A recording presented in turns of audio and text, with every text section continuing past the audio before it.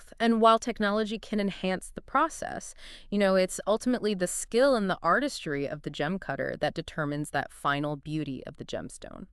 Well said. Now, I know we already touched on this, but I wanted to kind of circle back to the importance of, ethical considerations Right. when it comes to gem hunting and gem cutting.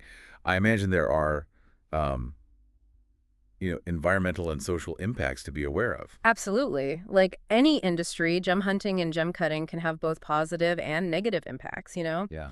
On the one hand, they can provide economic opportunities for communities, especially in developing countries. Right. But on the other hand, if it's not done responsibly, it can lead to environmental degradation, labor exploitation, and even conflict. So what can we do as consumers to ensure that, the gemstones that we purchase are ethically sourced and the people involved in their production are treated fairly?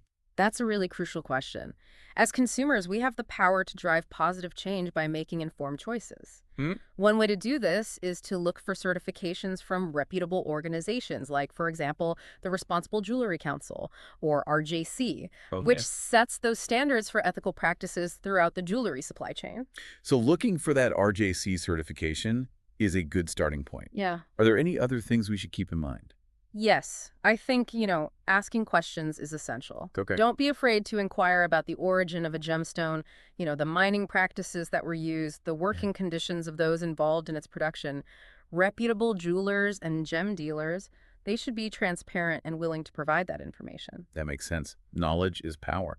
And by asking those questions and making informed choices, we can really support ethical and sustainable practices in the gemstone industry. Mm. Now, before we move on to the next part of our deep dive, Yeah. I wanted to shift gears a little bit and talk about something that's always fascinated me: the folklore and mythology surrounding